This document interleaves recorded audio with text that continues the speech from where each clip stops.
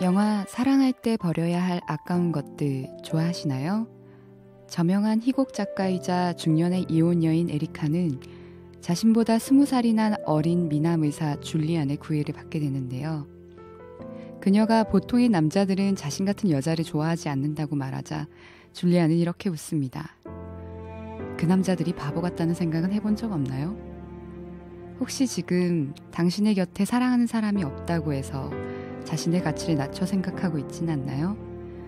지금 당장이 아닌 것일 뿐 당신의 가치를 아는 남자는 그와 행복하게 연애할 날은 분명 꼭 오게 돼 있습니다.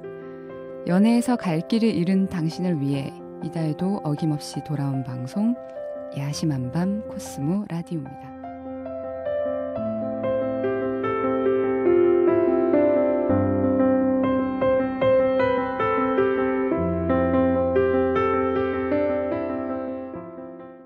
안녕하세요. 코스모 라디오 진행을 맡은 피처 에디터 김가혜입니다.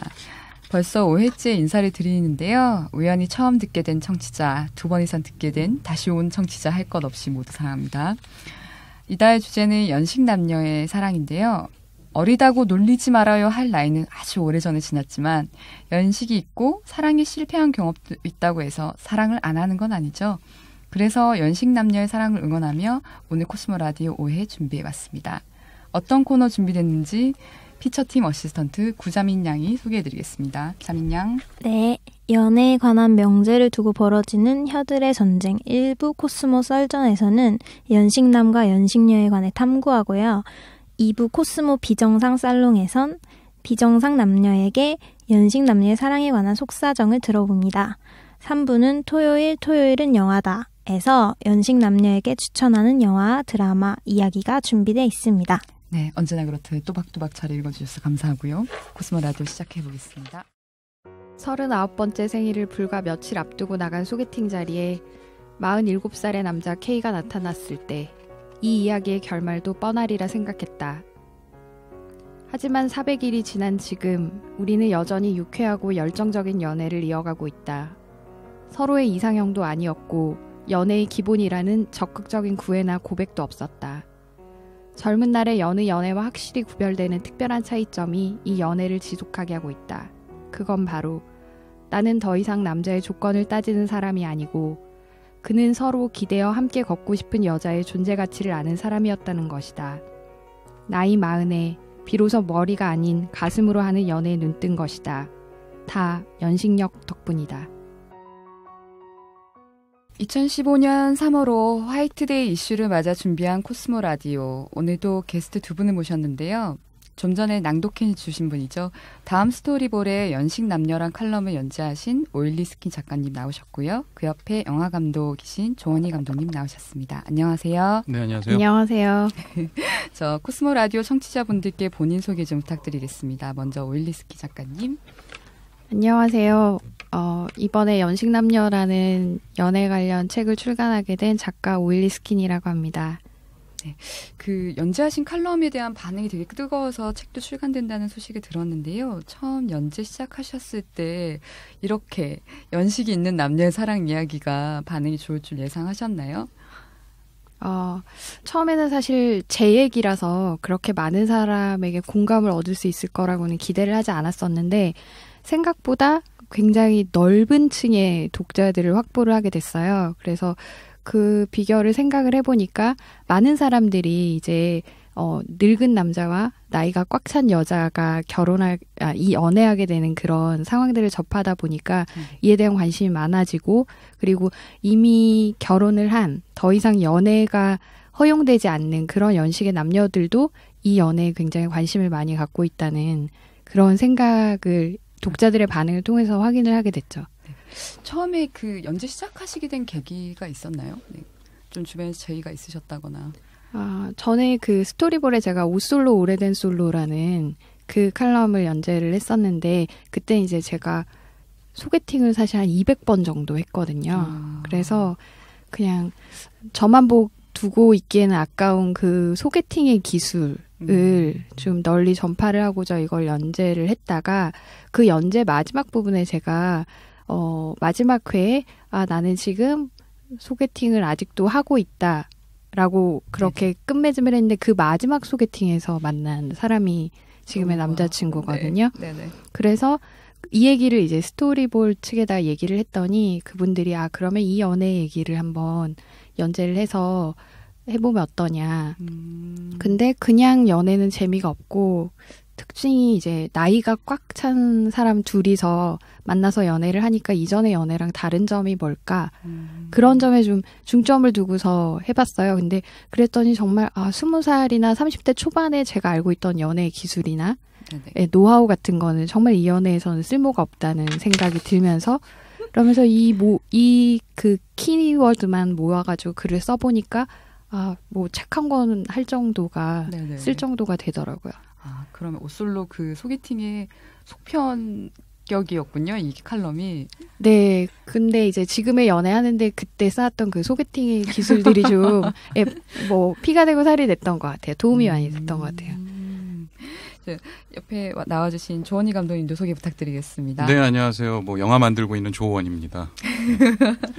제가 그 이력을 찾아보니까 굉장히 좀 재밌으세요. 되게 네. 다이나믹한데 평론가 활동 오래 하셨고 뭐 박스라는 대중문화 전문지 편집장님도 하셨고 네. 그리고 뭐 영화 소개 프로그램도 다양하게 하셨는데 2010년에 죽이고 싶은으로 감독 데뷔하셨고요. 네. 제가 가장 특이하게 본 이력사항은 작년에 개봉한 썸남 썸녀에 우정 출연하셨을 때 역할이 게이. 네. 그 만화 그 웹툰 그리는 최규석 작가님하고 저하고 커플로 출연을 했습니다. 진짜요? 과거 커플이었던 걸로 설정이 됐습니다.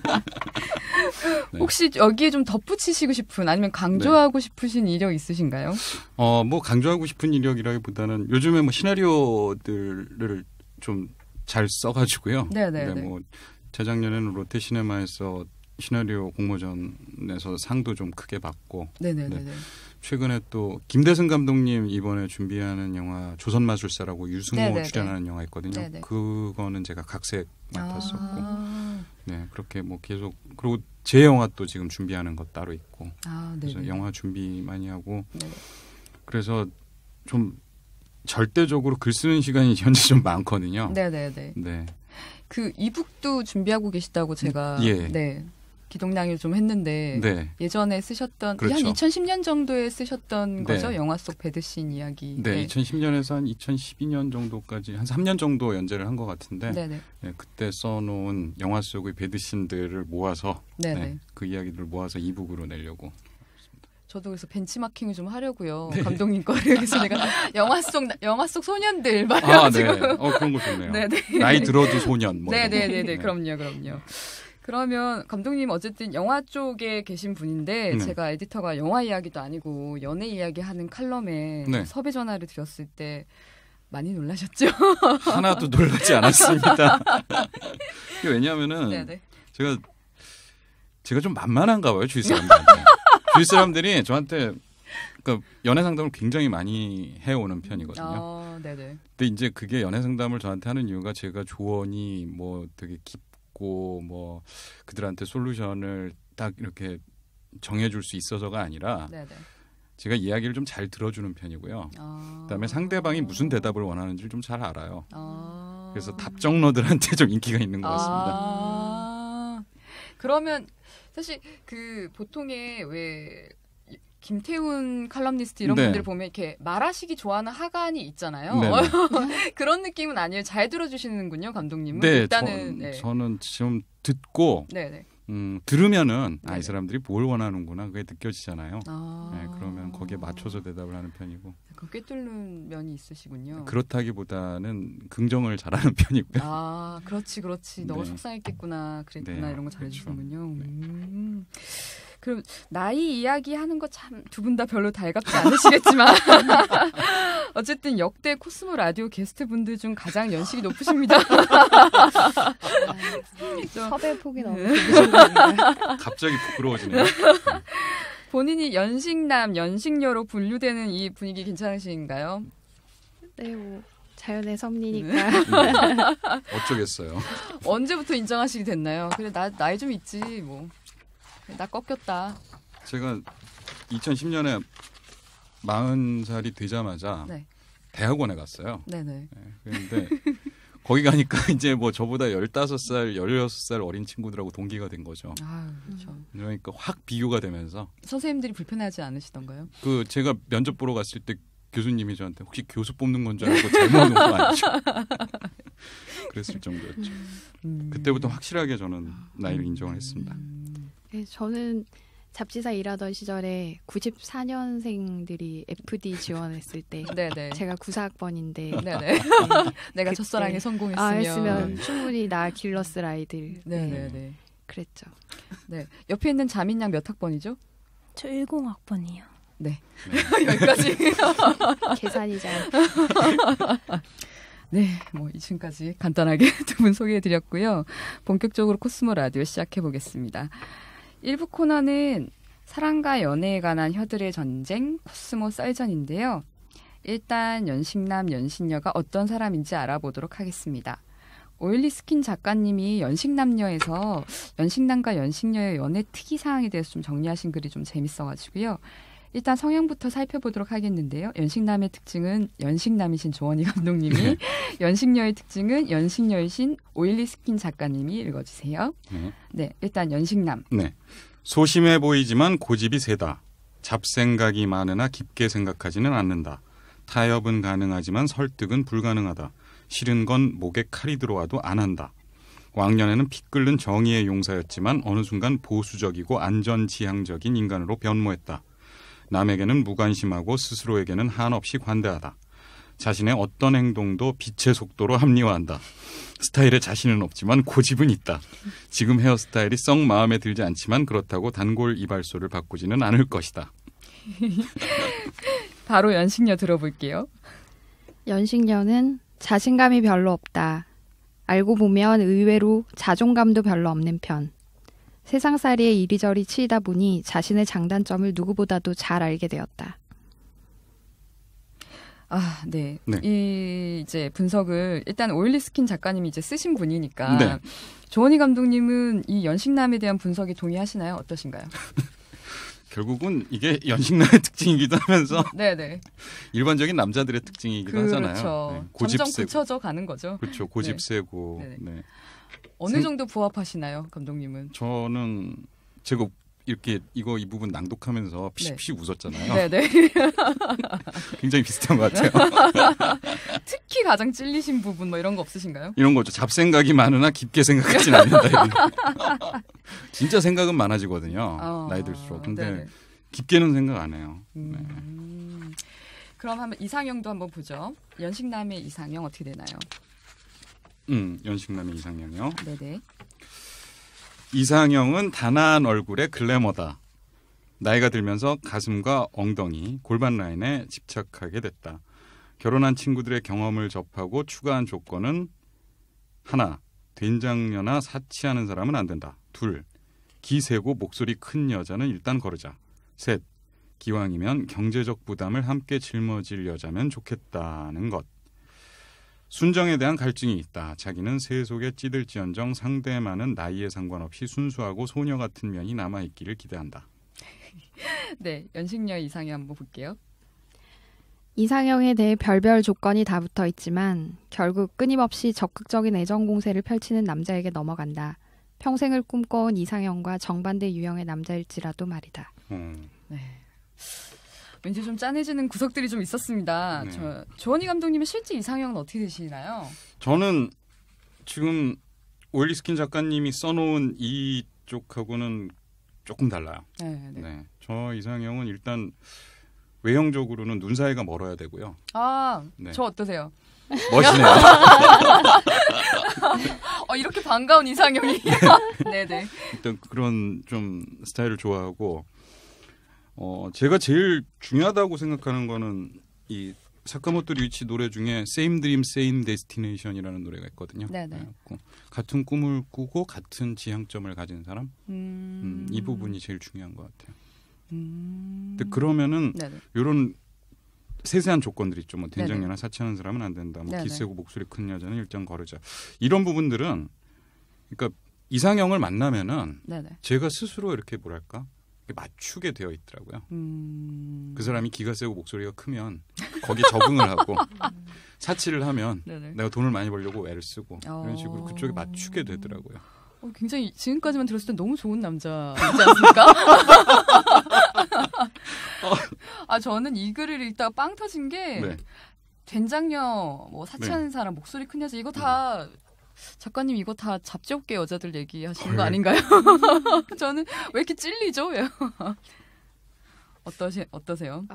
뭐 잡지계에도 굉장히 많은 종류의 여성들이 있으니까 예, 그럴 수 있지만 사실 이 내용을 얘기했을 때 되게 많은 연식녀들이 공감을 하시더라고요. 그러니까 지금까지 결혼을 안 하고 싱글로 남아 계신 분들 중에는 일을 통해서 뭔가 의미를 찾고 그리고 일과 연애 중에서 연애를 못하는 것에 대한 그런 약간 허전한 느낌을 다른 걸로 좀 충족하려고 하고 그런 식의 비슷한 패턴을 보여서 연식녀들한테는 의외로 좀 보편적으로 발견되는 그런 특성들인 것 같아요. 본인한테 선물을 좀 많이 하죠.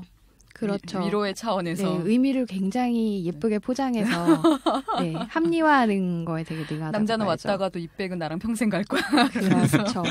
네. 그러면 그 아까 낭독해 주신 그 39살 생일 며칠 앞두고 만나셔서 지금 400일 넘게 만나고 계신 그분은 오일리 스킨 작가님의 평소 이상형과 어느 정도 부합하시나요? 제 원래 이상형하고 딱 맞는 거는 제가 눈이 작은 남자를 좋아했었거든요. 눈을 두 분이 되게 특이하게 보시네요. 네, 그래서 눈이 작은 남자라는 점하고 그리고 좀 똑똑한 사람. 그러니까 세상을 사는데 좀 해박하고 지혜로운 사람을 만났으면 좋겠다고 생각했는데 그 두 가지 빼고는 이상형하고 별로 부합하지 않는다고 생각했거든요. 사실 연애 초반에 되게 힘들었던 점 중에 하나도 제가 좀 원했던 나이가 들면서 이제 그 소개팅에서 좀 자주 봤던 것들이 이 사람이 얼마나 다정할 수 있는지 그리고 나이 들어서 좀 재밌게 얘기하면서 그렇게 늙어갈 수 있는 그런 사람을 바랬는데 그런 점이 별로 없어서 중간에 사실 좀 포기하고 싶거나 그럴 때도 많았었거든요. 그런 점은 좀 안 맞았는데 말씀하신 것처럼 사실 나이 드니까 이상형이 좀 의미는 없더라고요. 근데 그 남자친구랑 이상형이 어떻게 바뀌었냐고 얘기를 해본 적이 있는데 남자친구 말은 예전에는 이제 예쁘고 착하고 뭐 그런 여자, 똑똑한 여자 이런 여자가 좋았다면 지금은 한 가지 캐릭터로 말하면 평강공주 같은 스타일? 그런 스타일을 원한다는 거예요. 그러니까 평강공주는 사실 원래 뭐 집에 좀 뭐 부유하게 자라긴 했지만 그 여자의 가장 큰 특징은 남자를 성공하게 만드는 여자. 그러면서도 잘난 척하지 않고 자기가 뒷전에 물러서서 조용히 이제 뭔가 스스로 보람을 느끼고 그런 캐릭터인데 자기는 평강공주 같은 여자가 이제는 좋다라고 얘기해서 그거에 좀 근거해가지고 제가 연식남의 이상형을 뽑아온 거고요. 그리고 그래서 이제 그럼 너는 어떤 이상형을 원하냐? 그래서 저는 휴잭맨이라고 그랬어요. 네, 휴잭맨은 사실 뭐 몸 때문에 그러냐 뭐 이럴 수도 있지만 그것보다는 휴잭맨 같은 경우에 그 연상의 여인이랑 결혼했거든요. 나이 차이가 꽤 많이 나는 그리고 유명해지기 전에 만난 여자였고 그리고 그 여자분이 이제 여러 차례 그 임신하려고 시도를 하다가 불가능하다는 거 알았을 때 두 아이를 이제 입양해서 기르잖아요. 근데 늘 자기 아내가 자기의 연기 생활이나 인생에 미친 영향에 대해서 남들 앞에서 얘기하고 사실 그 자녀들이 입양한 자녀라는 거 모르는 사람들도 되게 많아요. 그 정도로 굉장히 사랑하고 헌신하면서 키우는데 이제 저는 휴잭맨을 좋아하게 된 건 그렇게 가정적인 남자라는 것과 그리고 내가 나이가 들고 늙었어도 나만 바라봐줄 수 있는 그런 남자다라는 점에서 이제 이상형으로 꼽게 된 거죠. 하지만 휴잭맨의 얼굴은 참 되게 상상을 계속 하다 보니까. 네, 근데 제가 원래 털이 많은 남자를 별로 안 좋아해서 사실 외모상으로는 저에게는 별로 그 어필하지 못하는 그런 거고요. 저는 정말 마음만 받습니다. 근데 그 이름 석자 들었을 땐 처음에 약간 쿠궁하셨겠어요. 그럼 이제 본격적으로 분석에 들어가 보도록 하겠습니다. 특이사항 한번 볼게요. 네, 말이 많다. 일단 시작하면 알고 있는 모든 얘기를 꺼내놓고 싶어한다. 재미없는 이야기를 반복하거나 자신이 꽂혀있는 이상한 유머에 공감해주길 기대한다. 심하죠. 매너는 초반에나 찾아볼까 말까. 이 나이쯤 되면 절제나 예의는 물에 말아 드셨는지 하품 트림은 물론 방귀도 예고 없이 투고 무안해하지도 않는다. 어마어마하게 게으르다. 세상에 귀찮은 일 투성이다. 돌아다니거나 이것저것 찾아다니는 데이트는 질색이다. 집 떠나면 고생이라는 생각. 연인이 집에 와서 밥도 해주고 청소도 해주고 음식도 해주고 엄마처럼 돌봐주기를 바란다. 식탐이 심해 배가 고픈데 먹을 게 없거나 맛없는 음식을 먹으면 짜증을 낸다. 짜증내죠.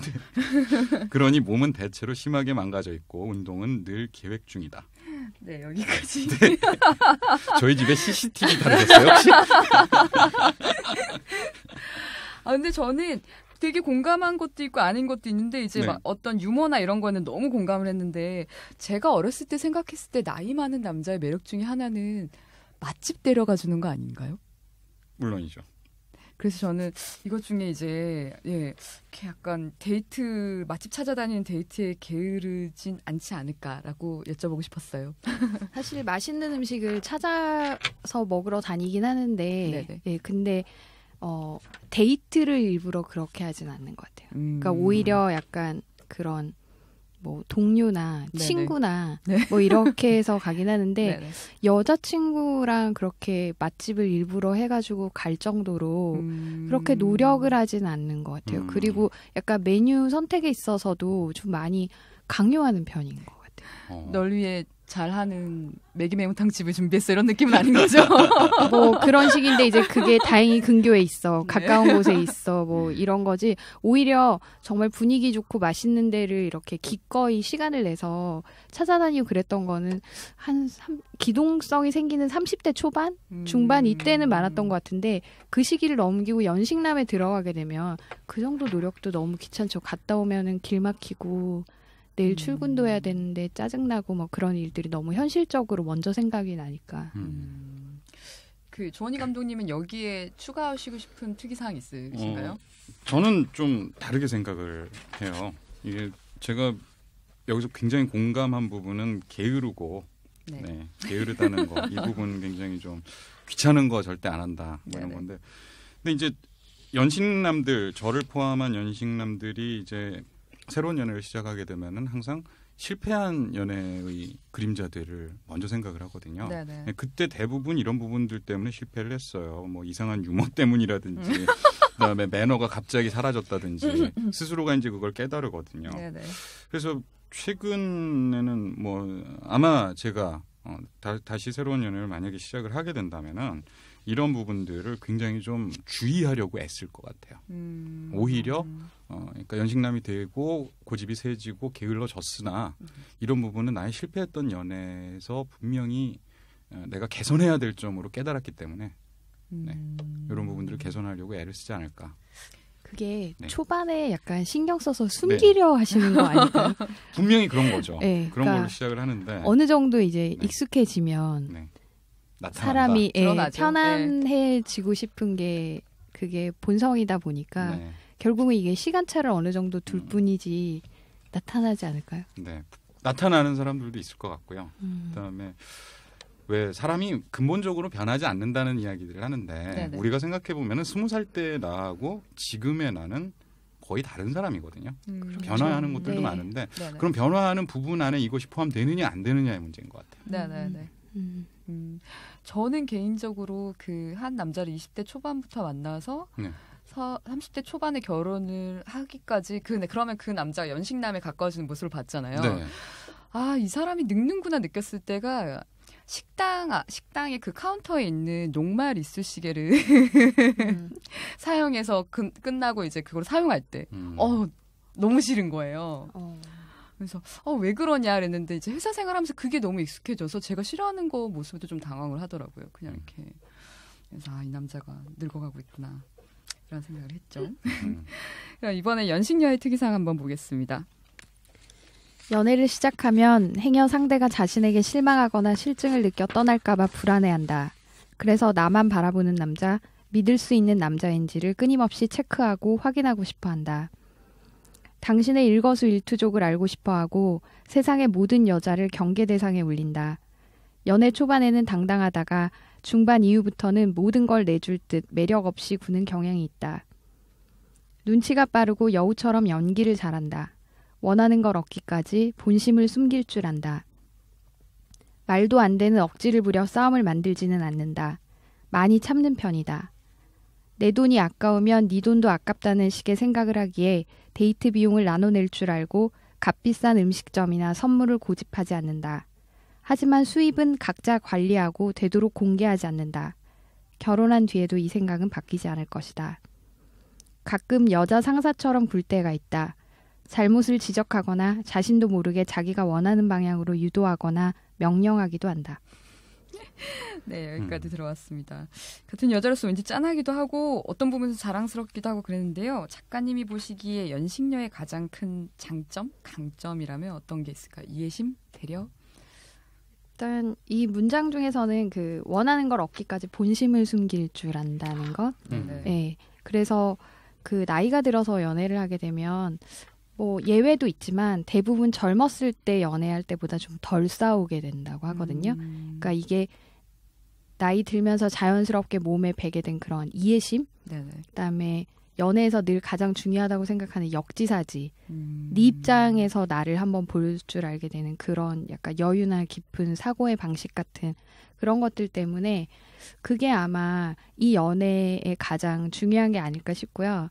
그 예전에 그 코스모폴리탄 전 대표로 계셨던 윤경혜 대표님하고 사석에서 이제 이 연애에 대해서 얘기를 한 적이 있는데 그분께서 말씀하셨던 게 나이가 들면 사랑에서 열정보다 약간 휴식 같은 그런 느낌이 더 중요하다는 거예요. 그래서 연인에게 쉼표 같은 그런 시간을 선사할 줄 아는 그런 사람이 되라는 말씀을 하셨는데 사실 이렇게 나이가 들어서 사는 것도 힘들고 일도 바쁜데 만났을 때 정말 치열하게 그렇게 싸우고 막 너의 열정이 나보다 못한 일을 이렇게 재는 그런 시간들이 좀 그런 거에 소비하는 에너지가 좀 아깝다는 생각이 많이 들고 오히려 이 사람이랑 같이 있는 시간을 더 편안하게 만들어서 이걸 오래 유지하면서 나도 같이 편안해지고 싶다는 그런 생각을 하게 되더라고요. 그래서 그게 이제 남자들이 보통 얘기하는 연식녀의 성숙함 그런 걸로 인한 매력이라고 생각이 들어요. 보통 싸울 기운도 없다고. 죄송합니다. 그러니까 싸울 기운이 없는데 싸울 기운이 없으면 그러면 싸움이 더 극적으로 갈 수 있거든요. 그러니까 아예 대화를 단절하거나 아니면 말하기 귀찮으니까 그냥 뭘 집어 던지거나 뭐 잠수를 타거나 막 이런 식인데 사실 그것보다는 이때가 되면은 싸울 때 쓰는 에너지를 그냥 이 상황을 내가 한번 나를 누름으로써 이런 애정에 막 큰 나쁜 영향을 미치거나 그렇게 하지 않고 이거는 그대로 가지고 가면서 다음에 이제 뭔가를 쓸 용도를 찾아내는 거죠. 약간 그런 것 같아요. 그 싸움을 이렇게 보이콧한다고 할까? 의지를 가지고 그런 노력이 좀 필요해요. 조원희 감독님 생각은 어떠세요? 저는 사실 좀 놀랐어요. 이 부분을 보고. 저는 사실 뭐 개인적으로 연식녀와의 연애를 해본 적이 없기 때문에 연식녀가 이런 생각을 가지고 있구나를 정말 이런가라는 생각도 들었고요. 뭐 매력적이죠. 예? 매력적이죠. 굉장히 매력이 있는데 저는 이럴 친구로만 두시나요? 아니 뭐 어쩌다 보니 그런 상황이 왔는데 어쨌든 중요한 거는 앞으로는 뭐 만날 수도 있을 수도 있겠죠. 근데 이렇게 연식녀들이 자신에 대해서 이제 불안하면서 떠날까봐 불안해하고 그다음에 뭐 일거수일투족을 알려고 하고 세상의 모든 여자를 경계 대상에 올리고 이런 건 좀 생각을 해본 적이 없었어요. 사실. 되게 쿨할 것 같죠. 왜 나이가 들면. 그러니까요. 뭔가 달관할 것 같고. 다 용서해 줄 것 같고 그랬는데 아니네요. 네, 저희가 연기를 잘한다 그랬잖아요. 맞아, 그렇구나. 숨긴 거죠. 굉장히 큰 비밀을 제가 하나 캐치한 것 같아서 감사합니다. 그 감독님의 이미 연식녀 아닌 누구를 만나는지에 대해서는 좀 이따 다시 자세하게 들어보도록 하고요.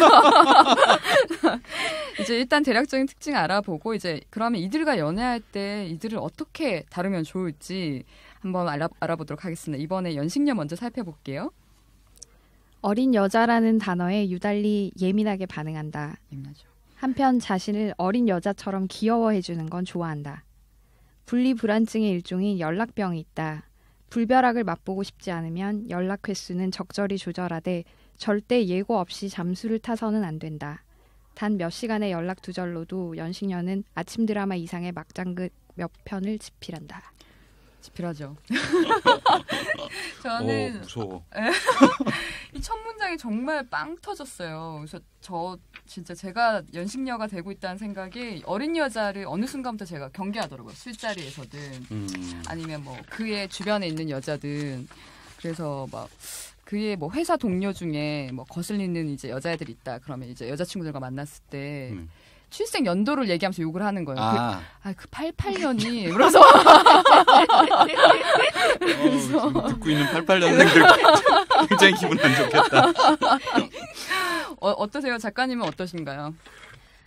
어린 여자는 사실 제 힘으로 어떻게 할 수 없는 그런 존재인 것 같아요. 예전에 그 칼럼 제가 이제 몸담았던 잡지에서 썼던 칼럼 중에 낚시터에 비유하는 게 있는데요. 네네.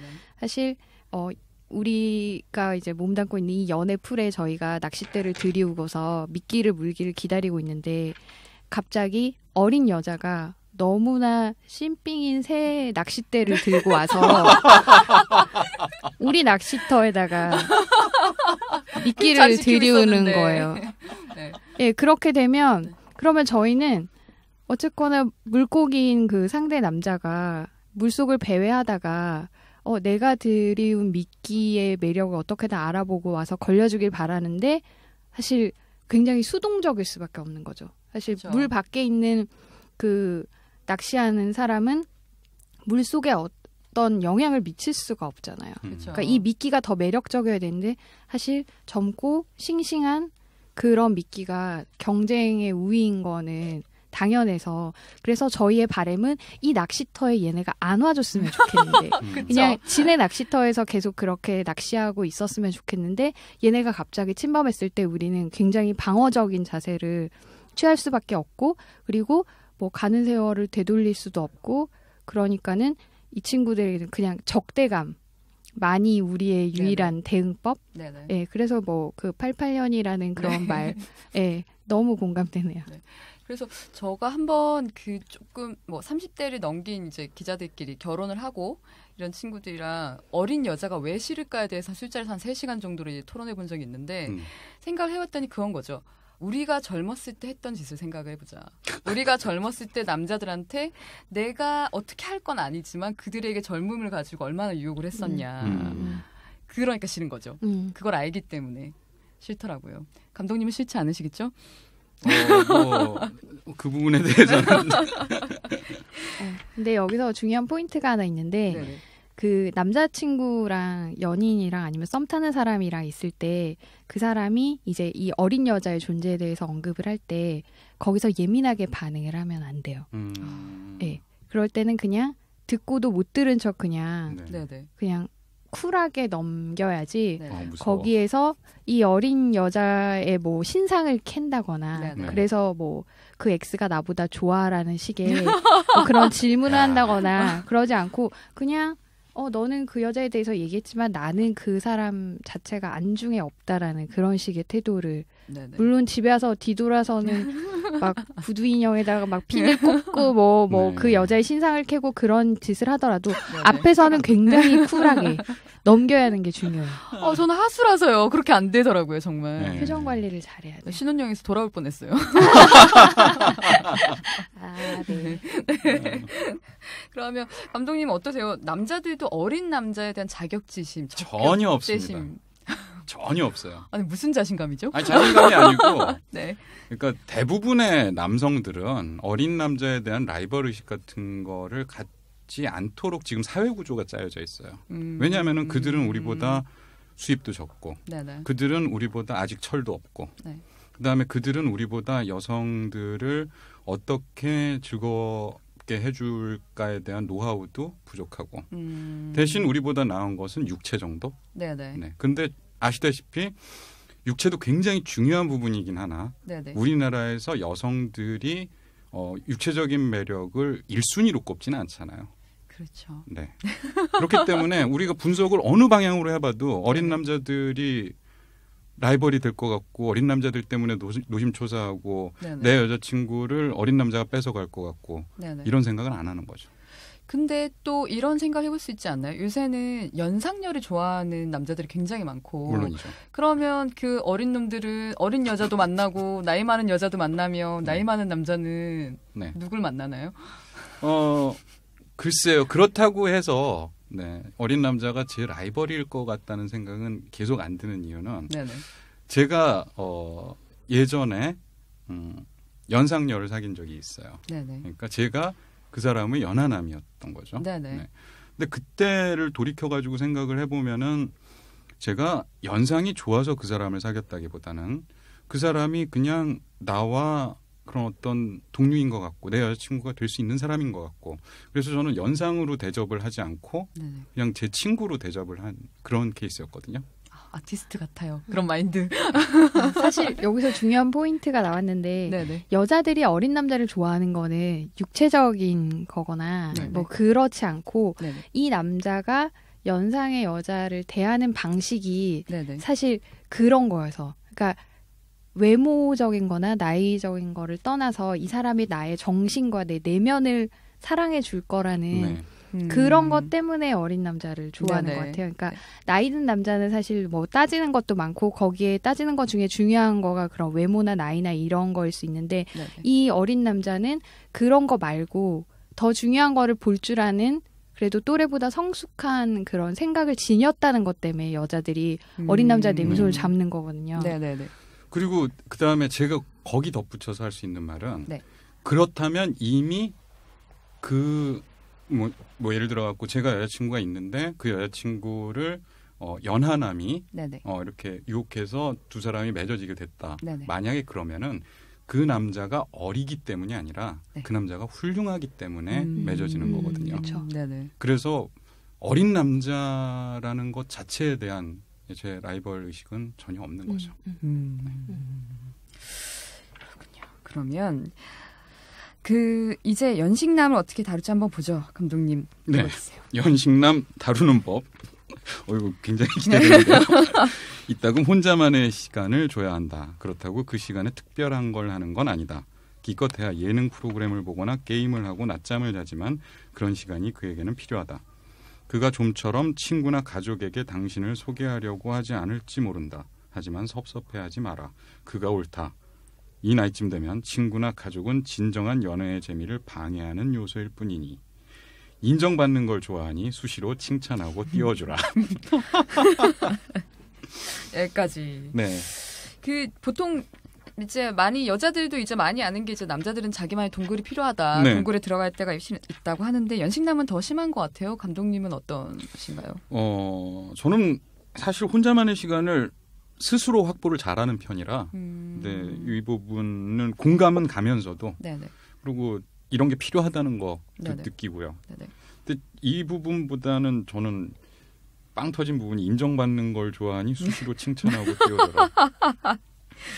이거 저 그렇거든요. 요새 진짜 이건 나이 들면서 더더욱 느낀 건데 내가 만약에 누군가한테 잘해줬어. 네. 그럼 칭찬 받았으면 좋겠어요. 아. 그래갖고 막 괜히 막 오늘 뭐 이런 거 맛있었어? 괜찮았지? 뭐 이런 걸 계속 묻는 거예요. 반응을. 그래서 칭찬을 유도하는 거죠.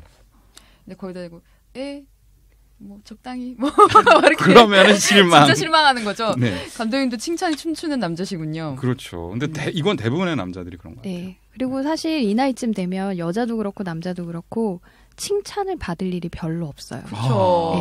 오히려 아랫사람들, 부하 직원이나 뭐 동생들한테 칭찬을 해줌으로써 이 사람이 얼마나 긍정적인 그런 반응을, 네. 결과를 나한테 보여주는가를 제가 경험을 통해서 알게 됐기 그쵸. 때문에 네. 그래서 더 주변 사람들을 칭찬하게 되는 것 같고 그리고 내가 칭찬받을 만한 행동을 했을 때 그걸 좀 누가 얘기해 줬으면 하는 그쵸. 그런 욕망도 함께 그쵸, 생기는 그쵸. 것 같아요. 그럼 더 잘할 텐데 이러면서. 약간 텀이 생기죠. 기다리는 뭐가 오겠지. 네. 그러면 좀 그 밖에 연식남, 연식녀에 관한 조언을 좀 두 분이 들려주신다면 어떤 게 있을까요? 얘들은 좀 이렇게 다뤘으면 좋겠다. 저는 일단 그 연식 연애가 이전에 했던 연애랑 굉장히 다르다는 점을 한번 스스로 짚고 넘어갔으면 좋겠거든요. 그래서 연식 연애는 지금까지 해왔던 연애랑 굉장히 다른 방식으로 진행될 수 있어요. 좋아하는 사람 스타일도 전혀 다를 수 있고 그리고 종잡을 수 없는 그런 방향으로 전개되기도 하니까 그리고 이 연애를 하면서 제가 제일 좋았던 거는 내가 질색했던 스타일의 남자였는데 이 사람한테도 빠져들 수 있으니까 앞으로도 더 많은 사람에게 가능성을 이성으로서가 아니라도 열어둬야 되겠다는 그런 생각이랑 그리고 저는 제가 거울 앞에서 너 내가 맞아? 라고 질문할 정도로 저의 새로운 모습도 되게 많이 발견하게 됐거든요. 그래서 이 연애가 이전에 했던 것보다 다르고 더 재미있을 수 있다는 그런 기대감을 갖고 시작하셨으면 좋겠고요. 그리고 제가 예전에 어릴 때는 그 노희경 작가님이 쓰신 그 지금 사랑하지 않는 자 모두 유죄라는 그 글을 읽었을 때 좀 공감하지 않았던 부분이 있어요. 잠시 낭독을 해드리면 나는 행복하지 않았다. 죽도록 사랑하지 않았기 때문에 살 만큼만 사랑했고 영원을 믿지 않았기 때문에 언제나 당장 끝이 났다. 내가 미치도록 그리워하지 않았기 때문에 아무도 나를 미치게 보고 싶어 하지 않았고 그래서 나는 행복하지 않았다. 사랑은 내가 먼저 다 주지 않으면 아무것도 주지 않았다. 버리지 않으면 채워지지 않는 물장과 같았다. 이 글에서 나를 버리라고 다 주고서 못 받는 거에 대해서 생각하지 말라고 했는데 그게 어릴 때는 약간 뭔지 몰랐거든요. 근데 지금은 약간 알겠는 게 저를 던지는 게 그러니까 저의 자존심을 잠깐 내려놓는 게 그게 나를 행복하게 만들 수 있는 길이라면 그러면 스스로 행복할 수 있는 그 방법을 위해서 노력을 하라는 거죠. 그 자존심을 버리는 게 참 이 연애에선 되게 중요한 것 같아요. 저는 지금도 주변에서 네가 더 뭔가를 많이 하는 것 같은데 그래서 너는 무얼 받았느냐 이런 식의 질문을 되게 많이 받거든요. 근데 그럴 때마다 저는 저 스스로에게 묻는 게 그래서 그걸 하면서 너가 행복했냐? 그 질문을 저한테 많이 해요. 그러니까 그 사람이 나로 인해서 행복했냐가 아니라 그 일을 하면서 주면서 그리고 덜 받으면서도 내가 행복했느냐라는 그런 질문을 많이 하는데 사실 이 생각만 가지고 있어도 이 연애에 많은 고비들을 넘어갈 수 있거든요. 남자들이 꿈꾸는 지금 굉장히 성숙한 마인드에. 근데 사실 그 주고받는 준 만큼 받고 준 거 이상을 받는다고 해서 행복하지 않을 나이예요. 지금은. 내가 스스로 내 기준으로 내가 행복해야지 행복한 거지. 이전에 많은 걸 지금까지 살면서 경험해오고 많은 걸 누려보고 그런 연식녀라면 지금은 이제 정말 오롯이 나의 행복의 질에 관해서 그 정체에 관해서 약간 고민하고 집중해야 될 그런 나이인 거죠. 감독님은 어떠세요? 연식남을 대표해서. 연식남들이 참 난처한 게 뭐냐면은 이게 아시잖아요. 남자들은 언제나 내부에 소년들이 한 명씩 있어서 그 소년이 언젠가 튀어나오잖아요. 시시각각 튀어나오기도 하고. 근데 이제 연식남이 되면은 그 소년이 더욱더 강해지거든요. 그래서 왜 제 또래들이 굉장히 취미 활동 많이 하고 뭐 산에도 많이 다니고 캠핑도 많이 하고 그다음에 이 나이쯤 되면 또 차 좋은 거 타고 싶어 하고 이런 것들이 다 소년들이 발동이 되는 거거든요. 그래서 연식남들은 오히려 더 소년처럼 다뤄줘야 되지 않나 뭐 이런 생각이 들고요. 네, 그 정도입니다. 그렇네요. 네. 차 얘기하니까 갑자기 또 탑기어를 보던 그의 모습이 생각났어요. 그게 딱 저희 또래들이 제일 좋아하는 컨텐츠잖아요. 탑기어, 더벙커 이런 거 너무 좋아하는데 네. 저도 탑기어 되게 좋아했었는데 그 요즘 탑기어에 미녀들이 같이 나오더라고요. 네, 그렇죠. 포맷이 바뀌어가지고 네. 아 그게 너무 꼴보기가 싫어가지고 시청 금지를 시키는데 자기는 정말 차 때문에 보는 거라고 자기도 저런 등장 원치 않는데 네. 아 싫더라고요. 아주 소년이군요. 네. 아, 알겠습니다. 최대한 이해해 보도록 하겠습니다. 네, 1분 여기까지 마치겠습니다.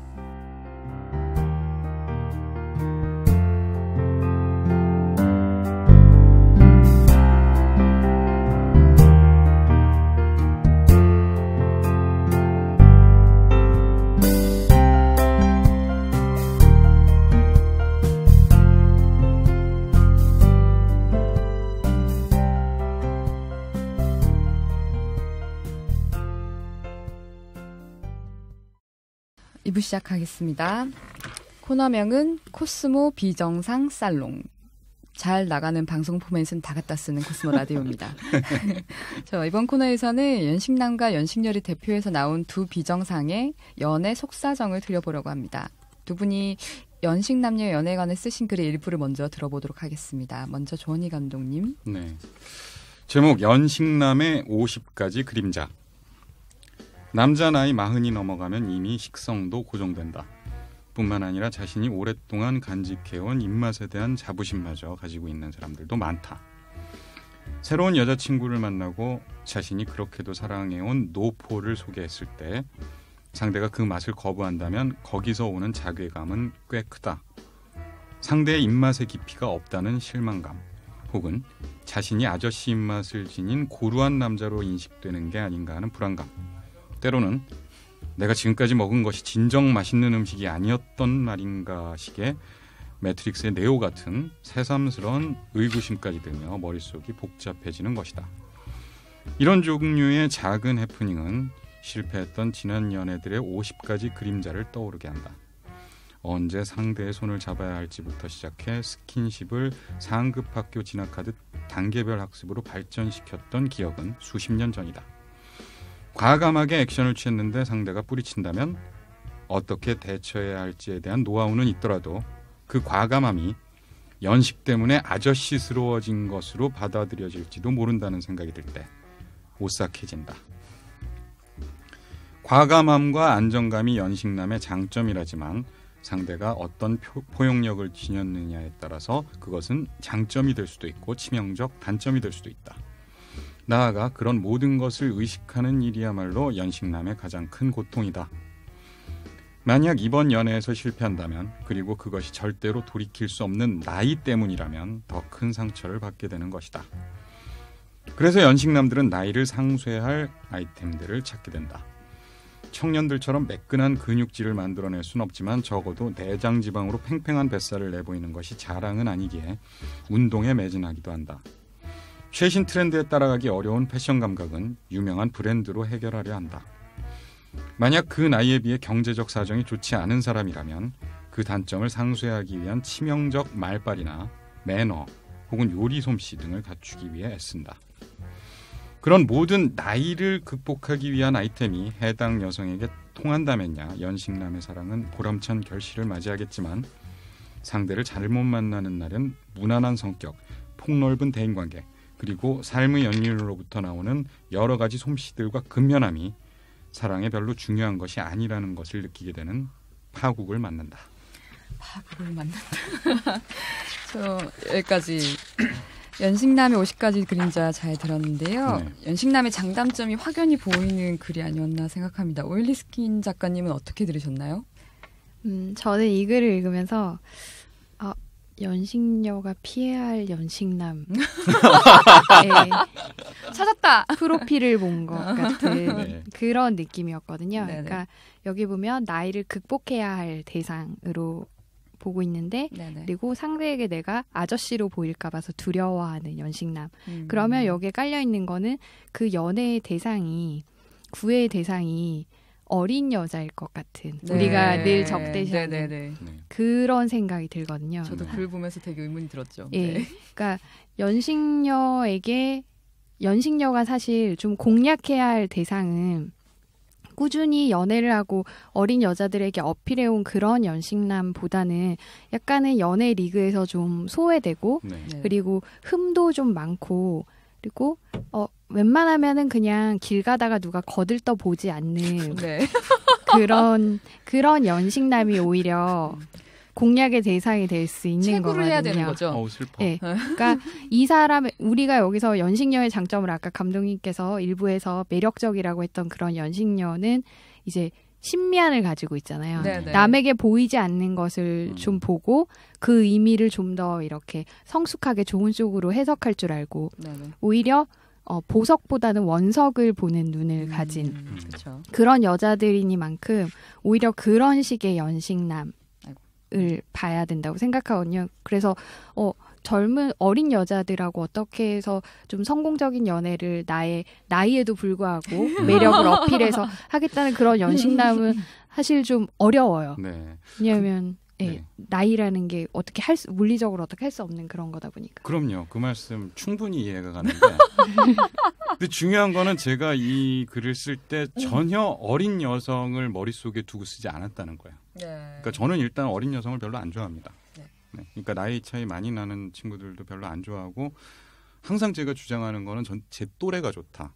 같이 추억을 공유할 수 있고 같은 시대의 청춘을 보냈고 그래야 할 이야기도 많고 재밌다. 뭐 이런 이야기를 제가 주로 하는데 그러니까 이게 무슨 이야기냐면은 내가 연식녀를 만나더라도 저는 이 나이가 있어서 이제 뭐 이 정도 생각을 하게 됐다. 뭐 나이가 있어서 이제 이 정도 현명한 생각이 들었다. 이런 느낌으로 상대에게 비춰지는 게 싫다는 거죠. 그러니까 내가 스스로 내가 나이가 들어서 이 정도 생각할 수 있게 되었다라는 생각을 하는 순간 그 사람은 꼰대가 되거든요.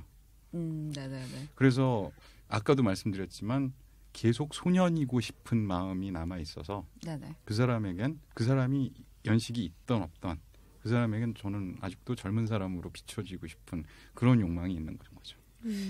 왜 동년배를 좋아하시는데 연식녀들을 못 만나셨을까요?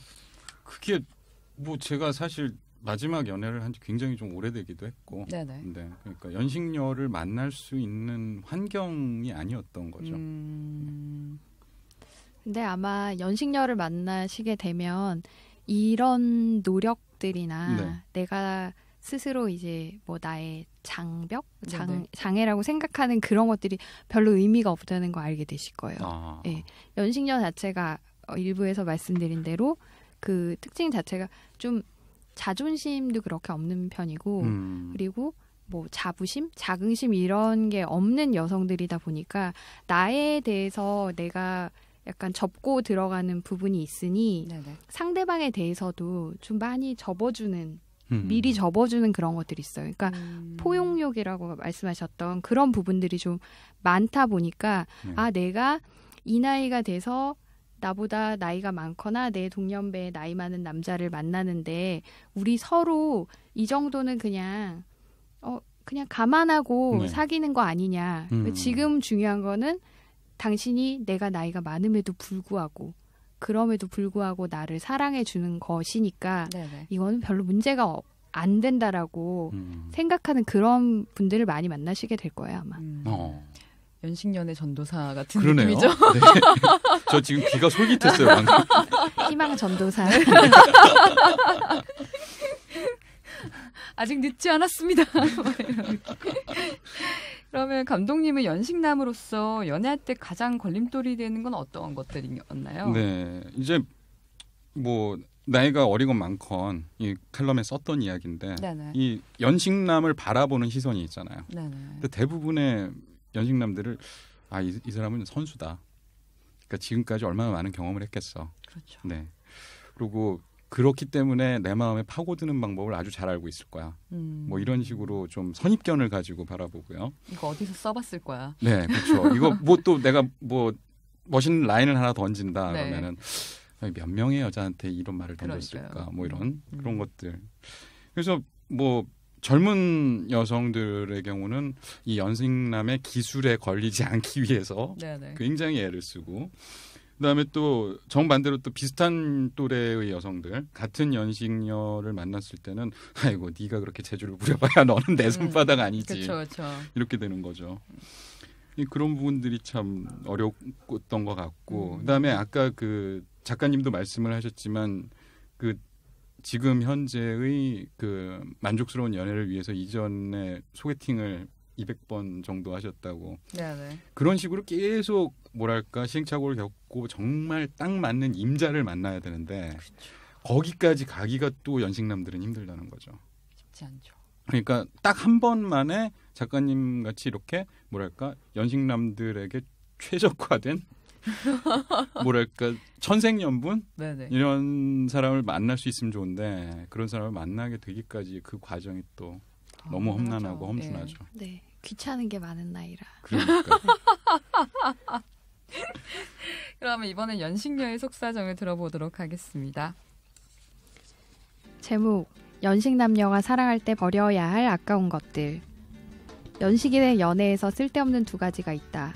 과거의 기억, 그리고 미래에 대한 기대가 바로 그것이다. 연식 연애의 주요 계명 중 하나는 과거를 묻지도 말고 대답하지도 말라이다. 조급한 마음에 초반부터 모든 걸 공유하려고 들면 과잉 공유의 폐해가 시작된다.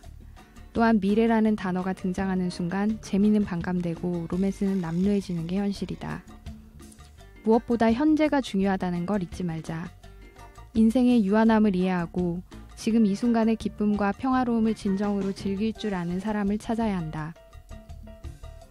섹스에서 더 이상 풋풋함을 기대하지 않는 연식인들은 이 관계에서 최고의 파트너는 함께 즐길 수 있는 사람이라는 사실을 알고 있다. 연식 연애자들 대부분이 젊을 때보다 힘은 달릴지 모르나 확실히 전보다 더 즐거운 섹스 라이프를 즐기고 있다는 사실이 이를 증명한다. 제대로 교감하기 위해 필요한 두 가지 요소. 하나는 원하는 것을 솔직하게 말할 수 있는 용기, 그리고 편견 없이 이를 수용하는 열린 자세. 이는 이미 연식인에게 축적되어 있다. 사람과의 일은 작게, 오래 쌓아라 라는 말이 있다. 연식 연애에서는 큰 걸음으로 성큼성큼 나아가는 것도 빠른 시간에 결론을 내리는 것도 위험하다. 내 편이 되어줄 좋은 이성 친구와 오랜 시간을 두고 조금씩 가까워지겠다는 마음이면 된다. 이 나이에 이별의 상처를 안게 되면 영영 극복할 수 없을 것 같다는 걱정도 말자. 단지 실패하지 않는 것이 목표라면 인생에서 이룰 수 있는 것은 아무것도 없다. 네, 여기까지 들어봤습니다. 되게 좋은 생각, 성찰이 느껴지는 글이었습니다. 그래서 글 중에 그 사랑과의 일은 작게 오래 쌓아라는 대목이 어디서 들었나 제가 어제 인터넷으로 급하게 서치를 해봤더니 조이스 캐럴 오츠 작가가 했던 말이더라고요. 맞습니까? 네. 그래서 그녀가 이제 했던 말이 50살이 되면 이전에는 미처 생각지 못했던 것을 생각하게 된다. 늙음을 고민하는 것은 오만한 행동이다. 나이를 먹을수록 주름살보다는 주위 사람들이 하나둘씩 떠나는 것을 고민해야 한다. 라고 말했더라고요. 네, 굉장히 많은 생각을 하게 되었습니다. 50살까지는 아직 멀었지만. 곧 옵니다. 저는, 어떻게 들으셨나요, 감독님은? 이 글, 연식녀의 이 사색적인. 네. 훨씬 깊은 이야기들을 하고 계시다니까 제가 생각하고 있는 연식녀에 대한, 그러니까 연식남에 대한 이야기보다 훨씬 더 깊은, 그리고 훨씬 더 심화 학습이라는 그런 생각이 들고요. 진짜 뭐 솔직히 좀 너무 이상적인 이야기가 아닌가라는 생각도 좀 들어요. 네. 과연 이런 생각을 이렇게 깊이까지 가지고 있는 연식녀들이 세상에 얼마나 많을 것인가. 라는 약간 그런 생각도 들기도 하고. 그리고 이거를 쓰시고 되게 가이드를 해주셨지만 오일리스키 작가님도 순간순간 힘드실 때가 있을 거고 그러니까. 삑사리가 날 때가 있을 거라 예상합니다. 그렇지 않으신가요, 작가님? 네, 제가 과거의 기억은 묻지도 말고 대답하지도 말라고 그랬었는데 이 책을 다 탈고를 하고 나서 이제 작은 사건이 있었어요. 그 남자친구의 엑스 걸프렌드가 보낸 발렌타인데이 카드를 제가 찾아낸 거죠. 그 언제적? 그리 오래되지 않은 일인데, 근데 그걸 보고서 약간 저는 독자들한테 그냥 그렇게 흘려보내야 된다고 했는데, 이게 그 구체적인 뭔가가 없이 그냥 막연하게 옛날 여자친구라고 했을 때는 그럴 수 있을 것 같았거든요. 네. 그런데 구체적인 물증이 나오니까 네. 그들이 막 주고받았을 그런 대화나 막 이런 거, 그리고 막 발렌타인데이 카드 뭐 그런 발렌타인데이를 함께 보냈다는 거고 뭐 이런 식으로 이렇게 사고가 막 너무 구체적으로 되니까 이게 저를 무너지게 만들더라고요. 둘이 있을 때 셋이 되는 느낌이잖아요. 네, 그렇죠. 근데 그때도 이제 무너질 뻔했는데 그래도 제가 이런 글을 썼기 때문에 저 스스로를 붙잡을 수 있었거든요. 네네. 그래서 그때 그냥 남자친구한테는 청소를 좀 제대로 하지 그랬냐고 그냥 그러고 넘어갔어요. 그리고는 그 일에 대해서 다시 언급하진 않았는데 근데 저는 이 무너진 저의 마음을 스스로 이제 다시 올곧이 세우고 막 이렇게 다지는 그런 작업까지 시간이 좀 걸리긴 했죠. 사실 쉬운 건 아니에요. 그래서 제가 겪어보니까 과거를 궁금해하지 않는 것, 캐지 않는 것, 묻어두는 것이 쉬운 일은 아닌데 근데 한 가지 결론은 과거를 캐서 좋을 일은 하나도 없다는 거예요. 그렇죠. 생각이 과거에 미쳤을 때 이게 뭔가를 바꿀 수도 있는 것도 아니고 그리고 그 사람이 그 과거를 거쳐왔기 때문에 지금 제 앞에 있는 사람이 나한테 이렇게 매력적인 사람이 될 수 있었던 거라는 생각을 하게 되면 과거의 상처나 경험이 지금의 이 사람을 만드는 그런 토양과 양분이 되었다고 그리고 결국은 그 여자가 이 남자를 놔줬기 때문에 아니면 이 남자가 그 여자를 떠났기 때문에 지금 내 앞에 있는 거라는 그런 생각을 하게 되면 정말로 그 과거에 좀 얽매일 그럴 필요가 없는 것 같고요. 그리고 미래에 관해서는 미래는 사실 뭐 결혼이라든가 아니면은 뭐 영원히 함께하겠다는 약속이라든가 이런 것들인데 나이가 들어서 연애를 하게 되면 주변의 압박이 되게 심해져요. 니네 이렇게 늦게 만났는데 어떻게든 빨리 결론을 내라는 그런 식의 압박이 생기는데 사실 그거에 휘둘리게 되면 그러면 이 연애의 그런 로맨틱한 그런 부분들은 한순간에 사라질 수 있거든요. 그러니까 현실이나 어떤 구체적인 목표, 남들이 정해놓은 그런 길을 빨리 따라잡겠다는 그런 조급함이 생기게 되면 그러면 정말 낭만적인 부분들은 챙길 수도 없고 볼 수도 없다고 그렇게 생각을 하고요. 사귄 지 1년이 됐으니까 2년이 됐으니까 뭐 어떻게 하겠다. 그런 식의 미래를 단정짓는 그런 실수는 하지 말았으면 하는 그런 부탁. 네네. 쉽지 않죠. 네. 근데 저는 굉장히 공감이 가는 게, 그러니까 방금 그 두 사람이 나이 먹어서 만났으니까 빨리 결론을 내라. 저는 이 결론이라는 말이 정말 싫거든요. 예, 사랑이라는 거는 두 사람이 만나는 건 끝까지 과정이 되어야만 한다고 생각을 하고, 뭐 결론을 내면은 죽어야지. 그렇죠. 네. 그렇죠. 그래서 그 말에 굉장히 제가 공감이 갔어요. 저는 그 연애를 되게 오래 할 때 한참 또 어디서 또 주워드는 거 있어가지고 우리가 결혼을 안 하면 너를 혼인빙자 간음으로 고소하겠다 막 이렇게 그러니까 맨날 이렇게 협박 아닌 협박을 이렇게 연애할 때 했었는데 그때 당시 연애할 때 남자친구가 법대 다녔었거든요. 네. 혼빈간 없어진 지 한참 됐다. 법적으로는 안 되더라도 사회적으로 너를 매장시켜버리겠다. 하면서 그 말씀하실 때 연식녀가 아니었기 때문에 연식녀는 그런 말 하지 않습니다. 아 그렇죠. 팩이 넘쳐가지고요. 죽여버릴 거야 말하면서. 네. 그러면 두 분 다 원래 쓰신 글에는 있었는데 올리스킨 작가님께서 쓰신 글에 약간 패자부활전 이런 멘트가 있었거든요. 좀 연식난 연신녀를 좀 아까는 뭐 조원희 감독님께서는 좀 약간 선수 여자 많이 만나본 남자 이렇게 생각하는 경우도 있고 폐산병들 같은 느낌이 없지 않아요. 전화할 때까지 왜 다들 약간 의문을 갖는 게 있잖아요. 왜 그렇겠네요. 왜 전화해 줄 때까지 사람이 괜찮은데 왜? 라는 어떤 의문을 품게 되는데 좀 이런 시선에서 자유롭지 못한 연식난 연식녀들에게 용기를 주실 수 있는 멘트를 좀 해주시면. 그러니까 제 책 중에 흠 있는 사람들이라는 챕터가 있어요.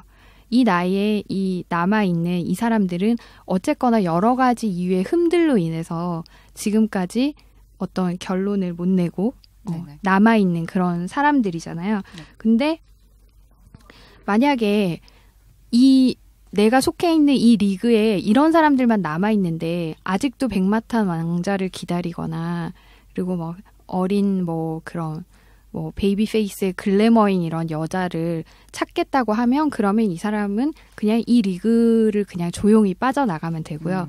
만약에 내가 여기서 뭔가를 해보겠다는 마음이 있으면 그 사람과 그 사람의 흠을 제가 자연스럽게 껴안으면 된다는 거죠. 그리고 이 흠을 그냥 무턱대고 껴안으라는 게 아니라 이거를 상쇄하고도 남을 만한 그 사람의 장점을 찾아야 되는데 그게 제가 보기에는 약간 성숙함? 네.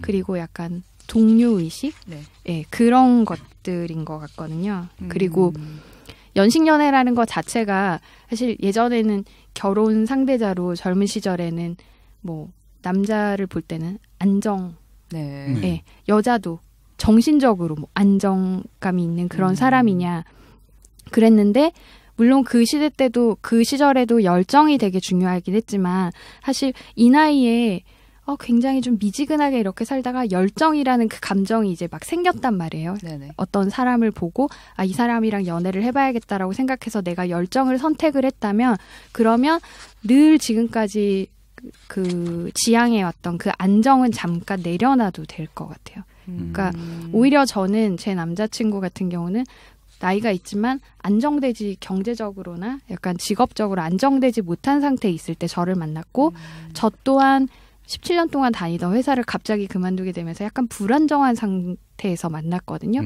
근데 오히려 약간 서로의 그 불안정한 그런 매력에 좀 빠져들었던 것 같아요. 그러니까 이 사람한테 저의 불안감을 털어놓고 이 사람도 불안감을 털어놓는데 그게 굉장히 묘하게 약간 동료의식을 느끼게 하면서 서로를 약간 문제를 좀 해결해주고 서로 약간 편안하게 해주고 싶다는 그런 생각이 생겼는데 근데 그거는 제가 이전에 어떤 연애에서도 경험하지 못했던 거거든요. 예전에는 누가 불안한 모습을 보이거나 흠을 보이면 내뺄궁리를 했지 이거를 가까이 다가가서 만져주겠다는 생각은 안 했었어요. 근데 그래서 제가 내가 사회적으로 인생을 살면서 이렇게 닳고 닳았다고 했는데 이 닳고 닳은 거의 장점 중에 하나가 사람들의 상처를 약간 좀 다정한 눈으로 들여다보게 되는 그런 마음이 생겼던 것 같거든요. 그러니까 인정이 생겼다고 할까? 근데 그게 이 연애에서 그 흠을 대하는 그런 태도에서 되게 발휘가 돼서 오히려 좋더라고요. 저는 많은 도움이 됐었어요. 되게 오늘 연식녀를 다시 보시는 계기가 되지 않았을까? 네, 최원희 감독님은. 그런 부분도 있고 제일 중요한 부분은 저는 방금 말씀하신 부분 동병상련의 부분인 것 같아요. 네네. 분명히 같은 상처가 많을 것이고 같은 상처를 많이 겪었을 것이고 그다음에 그 흠을 그냥 흠으로 서로 바라보는 게 아니라 서로가 가지고 있는 어떤 하나의 그냥 요소. 네. 그래서 그 상처를 가지고 서로 농담을 할 수도 있는 거 아니에요. 네네. 심지어 뭐 네가 가지고 있는 그 상처하고 내가 가지고 있는 그 상처가 같다면 그것이 또 하나의 그런 어떤 재미거리도 될 수 있는 그런 상황도 생길 것이고 그래서 굉장히 좀 제가 오늘 설득을 당하고 있다는 그런 생각이 또 들기도 하면서 네 그렇습니다.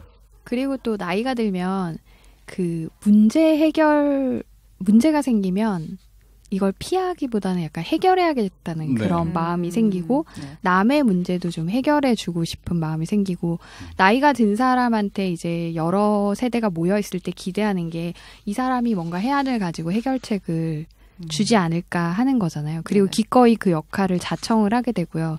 그러니까 연애 문제에 있어서도 그런 마음이 생기는 것 같아요. 그러니까 이 사람의 문제가 있을 때 그게 이 사람의 문제라고 생각하면 안 되고 이게 우리의 문제라고 같이 받아들이는 순간 이걸 같이 해결해 가야겠다는 그런 정신적이거나 아니면 뭐 말로 조언하거나 그런 식의 도움을 주게 되고 그렇게 되면 더 동료의식이 더 싹 트는 것 같아요.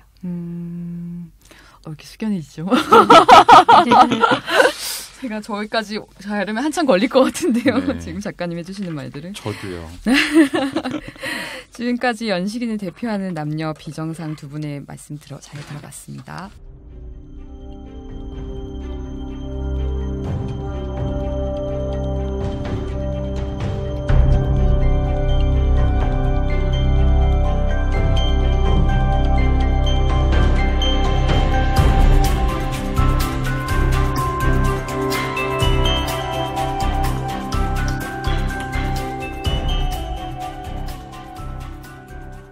예, 코스모 라디오 이제 마지막 코너입니다. 코너명은 토요일은 영화다. 토토영. 오늘 주제인 연식 남녀의 사랑과 잘 어울리는 영화 한 편씩을 골라달라고 두 분께 부탁을 먼저 드렸는데요. 저도 한 편 준비를 해봤습니다. 제가 오늘 먼저 소개를 드릴게요. 제가 정말 좋아하는 영화인데요. 실버 라이닝 플레이북. 그 제목 자체를 보면 영화 제목이 실버 라이닝이 구름의 가장자리에서 들어온 한 줄기 빛, 그러니까 밝은 희망을 나타내는 거고 플레이북은 작전이라서 한 줄기 희망을 위한 작전이라고 할 수 있는데요. 연식보다는 사랑에 제대로 실패한 두 남녀의 재활을 응원하게 되는 영화인데요. 두 분 이 영화 혹시 좋아하시나요? 사연 있는 영화입니다. 아, 그러세요? 사연을 여쭤봐도 될까요? 아니, 그냥 뭐 어마어마한 연애랄까 뭐 사랑의 실패를 겪었었는데 네네. 근데 이제 그때 이 영화가 나왔어요. 그래갖고 이 영화를 그 상대방이 이런 영화 좋다고 뭐라고 그랬는데 보니까 딱 내용만 봐도 제가 보면은 굉장히 멘탈에 상처를 입을 것 같더라고요. 그래갖고 너무 보고 싶고 그다음에 보고 이야기도 하고 글도 써야 되는데도 불구하고 제가 차일피일 미루고 안 봤어요. 네네. 그리고 얼마 전에서야 이걸 결국은 봤는데 네네. 보고 진짜 통곡을 하고 울면서 아 그때 안 보길 잘했구나. 그 생각이 진짜 후배 파셨군요. 네. 그 영화가. 작가님은 어떠세요? 저도 사실 그렇게 편안하게 본 영화는 아니에요. 원래 좀 약간 맑고 밝은 영화? 그 영화를 보는 목적이 약간 그런 현실 도피성인 그런 취향을 갖고 있어가지고 좀 밝고 긍정적인 영화를 좋아하는 편이거든요. 근데 이제 이 영화에서 그 춤추는 장면에서 제가 약간 느꼈던 건 뭐냐면 사실 이 나이쯤 되고 보면은 뭔가를 새롭게 시작하는 게 좀 귀찮고 약간 미루게 되는 그런 성향이 있는데 이 사람들이 춤이지만 뭔가를 새로 시작하려고 그쵸. 시도했다는 거. 그 자체로도 다음 사랑을 시작할 준비가 그걸 통해서 되어 있었다라는 그런 생각이 들고 그리고 그 슈퍼볼 보는 장면에서는 남자 주인공이 계속 불안해하잖아요. 그러니까 자기가 보기에 너무 완벽하고 행복한 씬인데 이 사람은 왠지 뭔가 일이 일어날까 봐서 되게 약간 불안해하는 그런 감정들이 있었던 것 같은데 사실 연애를 할 때도 그런 감정이 있어요. 그러니까 나이가 들어서 연애를 하게 되면 이게 이렇게 잘 풀려가면 잘 풀려가는 대로 이 평온한 시간이 이게 얼마나 될까라는 약간 불안함 같은 그런 게 있는데 결국은 거기서 그런 상태로 이렇게 지나가게 되니까 함께 약간 안심하게 되는 그런 것 때문에 제가 그 두 장면에만 유독 좀 공감하고서 기억에 남았던 것 같아요. 전 좀 어두운 거 좋아해가지고 저는 제니퍼 로렌스가 그 카페테리아에서 막 소리 지르다 갑자기 이렇게 음식을 한번 싹 그 장면을 정말 좋아합니다. 정말 저렇게 한 번쯤 해보면 정말 미친년 소리 듣겠지만 되게 그 다음으로 나갈 수 있을 것 같은 거 있잖아요. 저 여자는 저렇게 표현했기 때문에 뭐 춤도 출 수 있고 또 다른 사랑을 꿈꿀 수도 있었던 것 같은데 오히려 나라는 사람은 굉장히 안 그런 척, 건강한 척, 괜찮은 척 넘기고 있기 때문에 이게 언제 어디서 폭발할지 모르는 게 아닐까라는 생각이 저는 했었거든요. 아무튼 너무 귀엽잖아요. 브래들리 쿠퍼가 그 쓰레기 봉지 쓰고 막 뛰어다니는 거나 정말 둘 다 이렇게 동네에서 쓰레기잖아요. 양 쓰레기들이 만나는 건데 저는 보면서 그 둘이 이제 만나고 그리고 아버지가 나중에 엔딩에서 막 너를 좋아하는 사랑하는 사람은 그 전부인이 아니고 막 그녀다 이렇게 얘기를 해주시잖아요. 그 장면도 너무 눈물 나고 그렇더라고요. 언니 감독님은 계속 더 우셨겠지만 아니 저는 뭐 사실 장면을 기억을 하면은 너무 제가 가슴이 아팠던 기억이 생각이 나가지고 그냥 저는 이 영화 참 좋습니다. 제니퍼 로렌스의 탄탄한 몸을 기억하면서 끝내야 되지 않을까요? 네, 제니퍼 로렌스 아주 좋아합니다. 너무 좋아요. 숭배합니다. 그러면 조원희 작가님은 오늘 장원희 감독님은 오늘 어떤 영화를 준비해 오셨나요? 이게 제목이 세 번째 사랑이라는 영화인데요. 원제는 바니스 버전이라는 제목을 가지고 있고요. 이게 2012년에 우리나라 개봉을 했었어요. 심지어 아무도 안 봤습니다. 그런 것 같아요. 진짜 아무도 안 보고 그러고 그다음에 이런 영화들이 왜 좀 뭐랄까 이 좀 독립 영화 상영하고 네. 아트 영화 상영하는 극장 이런 쪽으로 해가지고 좀 반향이 있었을 법도 한데 그런 것조차 없었습니다. 그러니까 저는 DVD로 직행한 것도 아니고 개봉을 했는데. 주인공은 이 폴 지아메티 그리고 지금은 나를 찾아줘 이후로 뭐 거의 최고인 로자먼드 파이크가 등장을 하는 이런 영화인데 영화 내용은 좀 아주 쉽게 요약을 할 수 있어요. 한 남자가 있는데 굉장히 박복한 삶을 살아요. 특히 사랑에 있어서. 네네. 첫 번째는 좀 젊었을 때는 히피처럼 살면서 좀 유럽에서 아주 친구들하고 뭐 좀 뭐랄까 약간 망가져가는 삶을 살고 있었는데 젊음을 만끽하면서. 네. 근데 그때 첫 번째 결혼에 아주 크게 실패를 하고 그다음에 두 번째 결혼은 아주 현실적으로 고향에 돌아와가지고 직업적으로 안정이 되어 있는 상태에서 부잣집 딸을 만나가지고 결혼을 하는데 결혼식 날 하객 중에 한 명한테 운명적인 사랑에 빠지는 거야. 그렇죠. 그래서 그 결혼을 한 상태에서 그 여자한테 계속 구애를 해요. 끊임없이. 그리고 그다음에 그 두 번째 결혼이 결국은 그 종말을 맞이하게 되고 그러면서 이 세 번째의 이 여성과 가정을 꾸리게 되는. 그러면서 그 이후로도 굉장히 좀 많은 복잡한 사연들이 펼쳐지는 한 박복한 남자의 이야기인데 이 영화에서 굉장히 좀 전체를 관통하는 내용은 그거거든요. 그러니까 사람은 굉장히 많이 변화하지만 환경이 변화하고 하지만 인간이 가지고 있는 그 본성이 변하지 않기 때문에 여러 번의 사랑을 겪으면서 아주 작은 모습들만 변화하고 큰 부분은 변화하지 않는다. 그렇기 때문에 연식녀와 연식남이 만났을 때는 그런 부분들을 서로 인정하고 만나야 한다는 걸 이 영화를 보면서 느낄 수가 있거든요.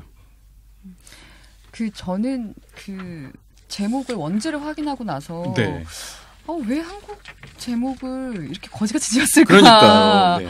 세 번째 사랑하면 너무 약간 아류스럽고 그렇죠. 되게 로맨틱하지도 않고. 그리고 사실 사랑이 세 번째인 것도 아니에요. 그러니까요. 하여튼 굉장히 재밌는 영화고 제가 스포일러가 될 것 같아서 뒷부분에 무슨 일이 벌어지는지는 말씀을 못 드리는데 굉장히 좀 생각과는 다른 감동도 있는 영화고요. 근데 조금 아쉬운 거는 너무 가족주의에 또 결국은 치우쳐지는 그런 좀 부분이 아쉽긴 한데 어쨌든 저는 굉장히 추천하는 영화예요. 맞아, 제대로 봐야겠네. 저는 그 로자먼드 파이크랑 처음 딱 대면했을 때 대화를 나누는데 이 남자가 띵 대화를 나눌 때마다 그녀의 피드백을 볼 때마다 너무 놀래잖아요. 이게 대체 무슨 느낌이지? 이 여자 뭐지? 약간 놀래는 게 있잖아요. 그 나이에 그 나이에 그렇게 놀랄 게 있나 싶은데 정말 사랑에 처음으로 빠진 남자의 표정이 나와서 좀 사실 그 비슷한 생각을 하고 내가 좋아하는 취향을 가지고 있고 이런 게 사실은 뭐 작가님 글에서는 글이 중요하지 않다는 걸 그 나이가 되면 깨닫는다라는 말도 하셨지만 사실 저는 아직도 사랑에서 가장 중요한 건 그 사람들이 서로 공감할 수 있는 어떤 것 제3의 뭐 예를 들어서 식성이 비슷하다라든지 성격이 비슷하다라든지 뭐 어떤 여행을 좋아하는데 그 장소에서 하고자 하는 행동이 비슷하다라든지 이런 것들이 결국은 초기에 중요한 것으로 끝나는 게 아니라 결국은 종국까지도 지배하는 것이 아닌가라는 그런 생각을 해요. 그럼요. 그게 꼭 막 고상한 클래식 음악의 뭐를 좋아한달지 이런 게 아니더라도 그냥 예를 들어서 무도를 보면서 하이파이브를 할 수 있는 사이라면 뭐 그런 식의 거가 아닐까요? 공감할 수 있는 게.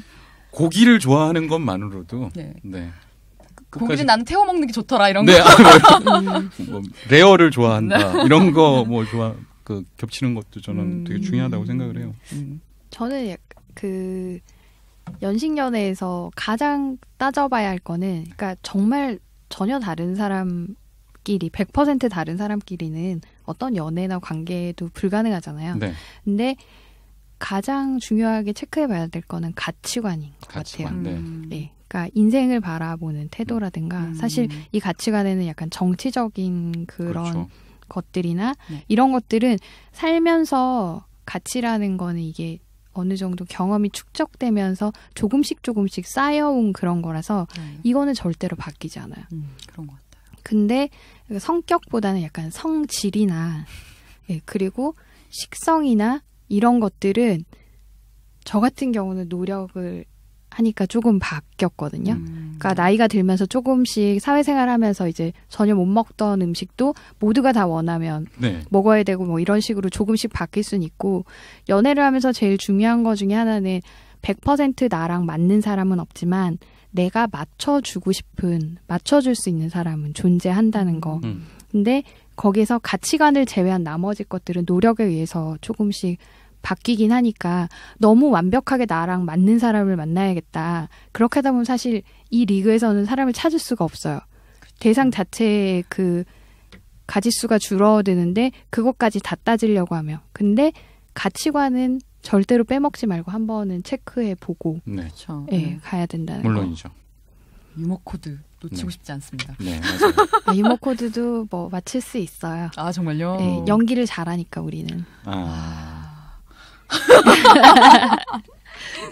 놓치지 않을 거예요.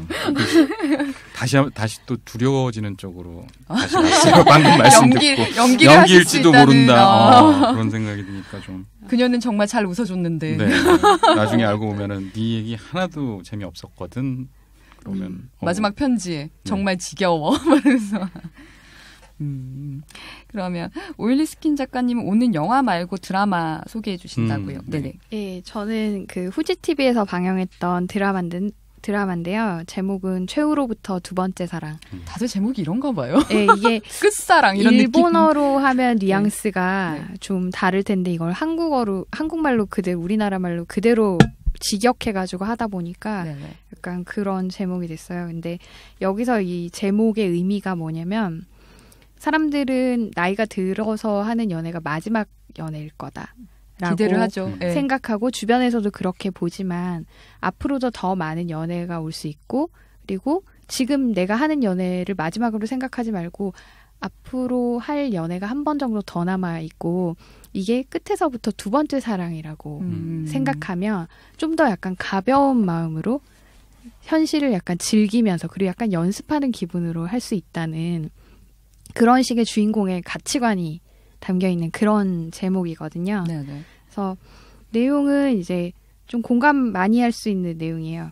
그 잘 나가는 방송국 그 제작자인 44살의 연식녀 치아키라는 여자가 있는데, 이 여자가 연식녀들의 로망 중에 하나인데 어느 정도 사회생활을 하고 돈을 모으게 되면 외곽으로 나가서 전원생활을 즐기면서 그렇게 살고 싶어 하잖아요. 그래서 이 여자도 자기의 오랜 꿈인 일본 고가의 오래된 전통 가옥에 가서 살겠다는 생각으로 동경을 벗어나서 이주를 해요. 근데 막상 가니까 동경에서 만나던 친구들은 뭐 그냥 전화하면 나와서 술 먹고 뭐 이래야 되는데 그럴 수 있었는데 가니까 너무 심심한 거예요. 할 일도 없고. 그래서 이 이웃인 그 와헤이라는 48세의 호라비 남자가 있는데 이 남자의 가족과 약간 관계를 맺으면서 벌어지는 그런 얘기예요. 그래서 처음에는 그 와헤이의 남동생하고 사귀거든요. 여주인공이. 그래서 굉장히 연하남이에요. 잘생긴. 그런 연하남인데 그 사람이랑 뭐 사귀다가 당연히 연식녀가 느끼게 되는 그런 연하의 남자를 만나면서 느끼는 불안감 같은 그런 것들도 경험하게 되고, 그래서 그 사람이랑은 헤어지면서 이 48세 호랍이랑 매사에 진짜 사사건건 다투고 말싸움도 되게 많이 하고 그러는데 어느새 서로 정말 마음을 터놓는 사이는 두 사람이 되고 내 속마음을 진짜 이해할 수 있는 사람도 이 사람이라는 거를 깨달으면서 점점 가까워지는 내용인데 2012년에 1편이 방송됐을 때는 이 두 사람의 사랑이 이루어지지 않고 그냥 열린 결말로 끝나는데 이 드라마가 너무 인기가 많다 보니까 2년 후에 뒤늦게 속편이 제작이 돼요. 그래서 속편에서는 두 사람이 이제 사랑을 결론을 맺는 비포 선라이즈 같은 느낌으로 그런 식으로 되는데, 이 드라마를 추천하는 이유는 뻔한 스토리일 수 있지만 이 사람들이 얘기하는 그런 대화들이 주옥 같은 명대사들이 많아가지고 그래서 좀 추천을 해드리고요. 몇 가지 소개를 한다면 여주인공이 말하는 거예요. 만약 지금부터 누군가와 사랑을 한다면 그걸 마지막 사랑이라고 생각하는 건 그만하자. 다음 사랑은 마지막에서 두 번째 사랑이다. 그 편이 더 펑키하지 않은가.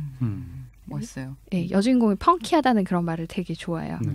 그리고 남자가 이렇게 고백을 했을 때 여자가 얘기하기를 그렇게 약간 미적지근한 게 좋아요. 뜨거운 건 좀 힘들어요. 이 나이가 되면 말이죠. 약간 미적지근한 게 좋아요. 네, 제가 책에서도 이 연애의 온도라는 그런 제목으로 네네. 썼었는데 너무 열정적으로 앞뒤 안 가리고 달려가는 그런 연애는 그런 감정은 연식 연애에는 좀 맞지 않는 것 같아요. 약간 좀 느리고 그리고 어느 순간이 지나면 굉장히 구태의연하게 진행이 되는데 근데 그거에도 그 자체를 그냥 느리게 즐기고 나한테는 지금 이 스타일의 연애가 맞아라고 생각하는 게 좋지 이거 어느 한쪽이 조바심을 낸다고 하면은 그러면 굉장히 삐걱거리면서 가거나 아니면은 그냥 그 상태로 그냥 눌러 붙어버릴 수 있는 그런 게 이 연애인 것 같거든요. 그러니까 되게 어느 순간 되게 슬로우 라이프로 지향하는 게 트렌드가 됐는데 연애는 여전히 네. 뜨거운 것을 되게 지향하는 분위기가 있는 것 같거든요. 여전히. 그렇죠. 네. 네네.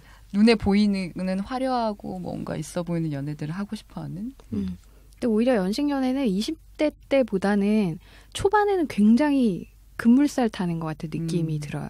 사실 뭐 처음 손을 잡거나 첫 잠자리를 같이 하거나 그런 것들은 20대나 30대 초반에 비해서 오히려 더 빨리 진행이 되거든요.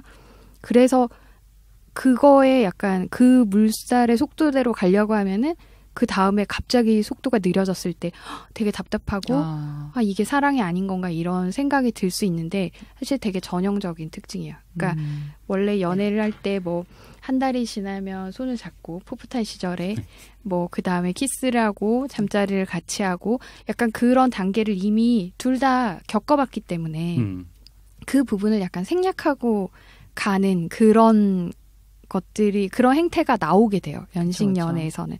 네, 그러다 보니까 이 초반의 거를 브레이크를 밟아야 되는데 그걸 못하면 그러면 실망하게 되고 서로의 사랑을 약간 맞는 건지 이렇게 체크하게 되고 그런 생각이 드는데 그냥 이 연애는 원래 어느 순간이 지나고 나면 느린 거고 이렇게 미적지근한 상태로 가능하면 오래 가고 편안하게 가는 게 더 좋은 거다라고 생각하는 게 필요하다는 생각을 해요. 저는 이거 드라마 스틸을 좀 찾아보는데 마루에서 둘이 술을 마시는 스틸이 있더라고요. 그 장면이 그렇게 편해 보일 수가 없는 거예요. 두 사람의 모습이. 그래서 이런 게 연식 연애를 대표하는 이미지가 아닐까라는 생각을 했어요. 네, 드라마 전체에 술 마시는 장면이 굉장히 많이 나와요. 늘 술을 먹어요. 바람직하네. 네. 저는 이 제목 때문에 사실 좀 호기심이 많이 가거든요. 네. 이게 저는 좀 굉장히 엉뚱한 이야기인데 제가 약간 스스로 약간 콤플렉스라고 생각을 하고 좀 징크스라고 생각을 하는 부분이 뭐냐면은 제가 어떤 한 여성의 최후로부터 두 번째 남자친구인 경우가 굉장히 많았어요. 뭔지 알아요. 저랑 헤어진 다음에 바로 다음에 만난 남자랑 결혼한 여자친구들이 굉장히 많았어요. 저도 되게 많이 보냈어요. 그러니까 영화가 생각나요. 나와의 연애를 통해서 겪었던 그 모든 시행착오와 그다음에 본인의 성격과 그다음에 한마디로 나한테 질림과 이런 것들을 다 겪고 그다음 남자와는 성공적인 연애를 해서 결혼에 골인하는 되게 다음 사람을 돋보이게 하는 사람들이 있거든요. 근데 이런 저도 걸, 약간 그런 컴플렉스가 있어요. 어시스트 한다고 해서 제가 어시스트의 제왕이었던 거지. 그러니까. 저도 그런 거 알아요. 그런 거 알아요. 그래서 이 제목을 보고 기분이 나빠졌어요. 뭔지 알아요. 어시스트의 제왕으로 꼭 바뀌네요. 꼭 바뀌어요. 네. 어디까지나 그런 마음으로 임하는 꼭 이게 최후로부터 두 번째 사랑이라는 게 아니라 그런 생각으로. 그렇죠. 네. 제가 엉뚱한 소리 했네요. 눈물이 날 뻔했네요. 이 밖에 다른 드라마 두 편을 또 소개시켜 주셨는데 잠깐 곁다리로 좀 알려줄 수 있을까요? 네. 결혼남. 네. 우리나라 같은 경우는 최근에 정말 40대나 그 이상의 나이, 그러니까 연식 남녀가 주인공인 그런 드라마가 나왔던 것 같아요. 네, 그렇죠. 근데 일본 같은 경우는 좀 예전부터 고령화가 워낙에 진행된 나라라서 그런지 모르겠지만 그 좀 연식이 된 사람들이 주인공인 네. 그런 드라마들이 예전부터 꾸준히 나오고 있었고 가장 대표적인 게 결혼 못하는 남자인 것 같고요. 한국에서도 네, 나왔었죠. 네. 네. 사실 이 드라마를 저는 일본 드라마로 봤었을 때 그때는 나이가 좀 어렸어가지고 그때는 이런 남자를 누가 좋아해, 이런 또라이 같은 남자를. 그리고 이 사람을 좋아하는 그 젊은 여자와 그리고 연식 여인 또 여자가 네. 이해가 잘 안 됐어요. 네. 이런 남자를 어떻게 좋아하지? 그랬는데 지금은 다시 이 드라마를 보게 되면 아, 저런 남자 주변에 너무 많은데 내 네. 남자친구랑도 너무 흡사한 그런 모습이어서 네, 네. 그래서 연식남의 약간 머릿속을 이해하고 공감하는데 이 드라마가 좋은 것 같고요. 그리고 그 CBS 미국에서 방송됐던 커플 수칙이라는 그 영어 제목은 Rules of Engagement라는 그런 드라마인데 네. 여기는 사실 부부가 나오거든요. 근데 신혼부부가 나오고 그리고 결혼 12년 차가 된 부부가 나와요. 네네. 네, 여기서 이제 눈여겨볼 거는 그 결혼 12년 차 된 부부의 남편 네. 역할인 제프라는 남자인데 이 남자가 굉장히 연식남적인 그런 모습을 보여줘요. 그러니까 늘 뭐 술을 들고 소파에 들어 누워서 뭔가를 먹고 그리고 되게 구두쇠요. 네. 그리고 스포츠 광이고 네. 그래서 뭐 여자가 뭘 하자고 하거나 그런 로맨틱한 그런 부분들을 약간 이해를 못하고 그런데 이 남자 캐릭터가 미국에서 굉장한 인기를 얻었거든요. 남자들 사이에서. 그러니까 그들이 보기에는 그냥 지극히 정상적이고 네. 그리고 사나이다운 그런 남자인데 여자 입장에서 보면은 아, 이런 남자랑 어떻게 살아. 저 여자가 되게 불쌍하다는 생각이 들 정도로. 근데 그 와중에도 이제 이 남자의 매력이 있어요. 무뚝뚝한데도 좀 뒤로 이렇게 배려해서 감동시켜줄 줄 알고 그런 식의 그러니까 참 발견하기 힘들지만 연식남의 매력을 보여주는 그래서 매력적인 그런 캐릭터라서 커플 수칙은 아직 못 봐서 제프의 얼굴은 모르겠는데 왜 뭔가 들려주시던데 우결에 정영돈 씨 처음 나왔을 때 느낌이 갑자기 네. 외모는 훨씬 매력적이고요. 네. 굉장히 남성스럽게 생겼어요. 이 그 패트릭 워버튼이라는 그런 배우인데 이분은 그냥 다른 영화 같은 데 드라마나 이렇게 나왔을 때도 보면 뭐 군대 장성이나 약간 그런 캐릭터. 목소리도 굉장히 굵고 네, 근데 미식축구에 잘 어울리는 몸인가요? 네, 굉장히 남성적인 캐릭터. 한번 보시면 반하실 거예요. 이게 우리나라 폭스 TV에서 네, 방영을 했었어요. 아, 근데 지금도 할지는 잘 모르겠는데 재밌어요. 제프 캐릭터 궁금하네요. 그러면 여기까지 얘기를 해봤는데 사실 뭐 별로 의미가 없을 것 같긴 한데 오늘 녹음 끝나고 당장 보고 싶은 명예 영상물을 한번 꼽아볼까 합니다. 자, 실버라이닝 플레이북 보고 싶으신 분 있으십니까? 아유, 예, 저희 어시스턴트가 손을 번쩍 고맙습니다. 세 번째 사랑. 저요. 아니, 감독님. 저도 한 번 더 보고 싶어요. 그러면 오늘 토토형 우승 영상물은 세 번째 사랑이 됐습니다. 자, 여기까지 오늘 준비된 코너들 다 진행해 봤는데요. 오일리 스킨 작가님, 조원희 감독님 함께 녹음하신 소감이 어떠신지 궁금합니다.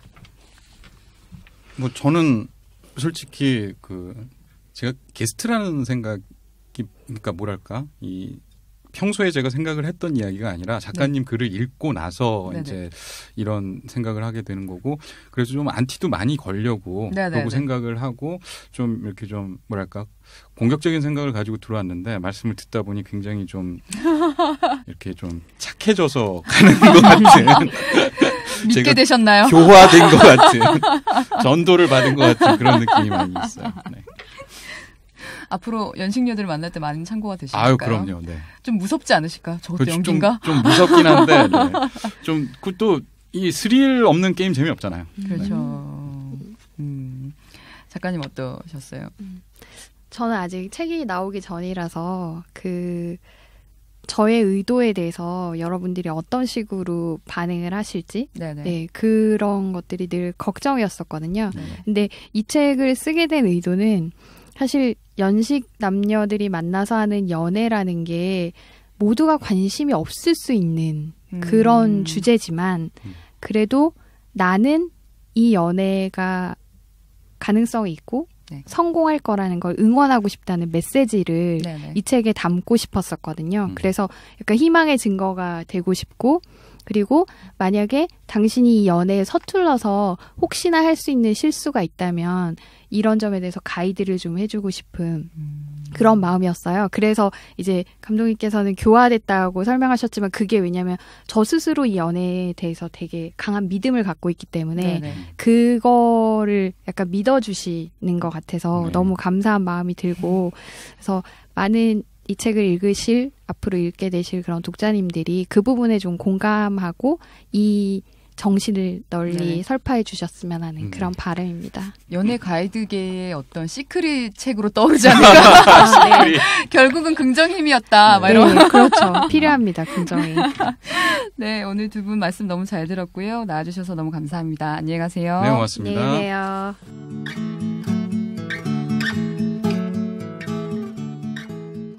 네, 연식 있는 남녀의 사랑 이야기를 나눠본 코스모 라디오 5회 재미있게 들으셨나요? 오늘은 도스토옙스키가 카라마조프가의 형제들을 통해 남긴 명언에 대해 이야기하고 마칠까 합니다. 지옥이란 다름 아닌 사랑할 수 있는 능력을 상실하는 데서 오는 괴로움이라고 말했죠.